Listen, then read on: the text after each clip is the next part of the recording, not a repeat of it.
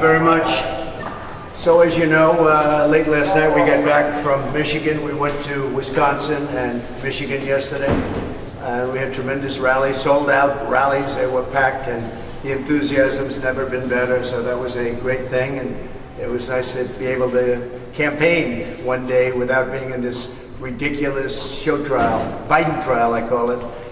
But it was quite a day yesterday, and many of you were there, and I appreciate your being there. I thought the coverage was very fair.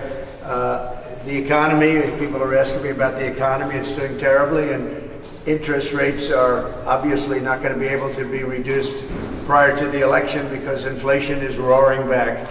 Gasoline's way up, other things are way up, and it's roaring back like they are very surprised. I'm not surprised, but they're surprised. I guess they're surprised. That's what they say anyway. So that's on the economy. It looks pretty bleak for interest rates, and I don't think there's any way they can cut them because inflation, remember, is a country buster.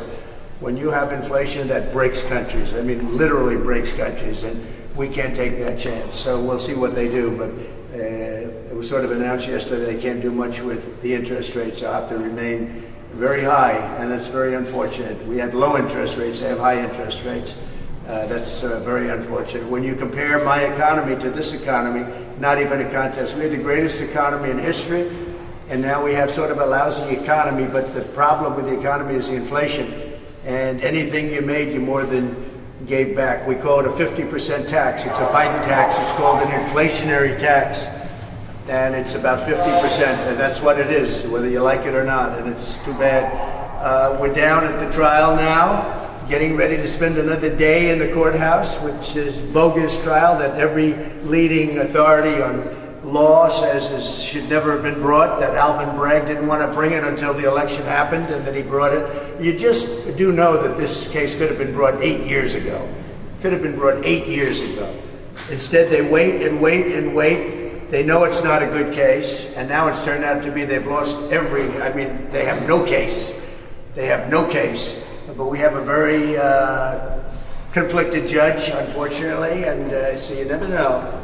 But other than that, there's no case, and it should have never been brought. But if it was going to be brought, it should have been brought 8 years ago. You know, we're talking about 2015, 2016. Nobody's ever seen anything like it.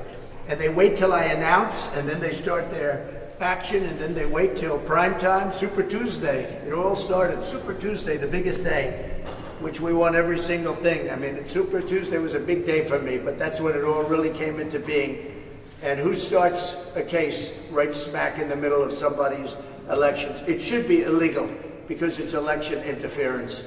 So we're going to go in right now, and I will comment just quickly on the colleges and universities. It's a shame. I'm so proud of the New York's finest. They're great. They're great people, too. I know so many of them. They're incredible. They did a job at Columbia. And likewise in Los Angeles, they did a really good job at UCLA. It was very much embedded. And just so you understand, this is the radical left. This is a movement from the left, not from the right. The right is not your problem. Despite what law enforcement likes to say, the FBI director said that he worries about the right. No, don't worry about the right. The right's fine. Worry about the left, because this is a movement from the left. These are radical left lunatics. And they got to be stopped now, because it's going to go on, and it's going to get worse and worse. And, you know, they take over countries, okay? And we're not letting them take over the USA. We're not letting the radical left morons take over this country. You can't let that happen. And the law enforcement and the people at DOJ, instead of going after Donald Trump, they ought to look at what's happening in their own offices, because you're loaded up with radical left people that want this country to fail. And we're not going to let this country fail. Thank you very much.